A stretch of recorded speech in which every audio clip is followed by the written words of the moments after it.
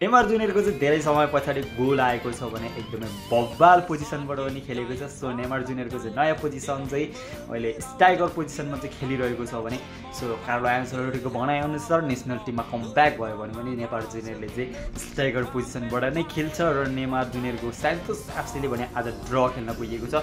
So Neymar जुनियरको चाहिँ 4 मिनटमा नै गोल आएको थियो र ओपोनेन्टको डिफेन्डरहरूले चाहिँ कहाँ पछाडि छोडेर चाहिँ कर्फ गोल गरेको थियो। एकदमै बब्बाल लाग्यो मलाई चाहिँ आज चाहिँ नेमार जुनियरको गेम र सान्तोस एफसीको गेम। तपाईँहरूले चाहिँ कस्तो लागेको कमेन्ट गर्न नबिर्सिनु होला। हाम्रो नेमार जुनियरको लागि चाहिँ त्यही प्रदर्शन गर्दै जाने हो भने नेमार जुनियरको चाहिँ नेसनल टिममा चाहिँ कमब्याक हुने सम्भावना चाहिँ एकदमै धेरै रहेको छ र यदि नेमार जुनियरले कमब्याक भएको खण्डमा चाहिँ ब्राजिलले चाहिँ 2वटा सुपरस्टार पाउनेछ, एउटा स्टेभाओ एउटा नेमार जुनियर, जसले चाहिँ स्टेभाओले चाहिँ भेटाउने बित्तिकै यति बवाल गोल हान्छ र नेमार जुनियरले पनि फिनिसिङ एकदमै बवाल गर्छ र फ्रन्ट लाइन चाहिँ एकदमै स्ट्रङ हुनेवाला छ। सो तपाईँहरूलाई चाहिँ के लाग्छ कमेन्ट गर्नु नबिर्सिनु होला।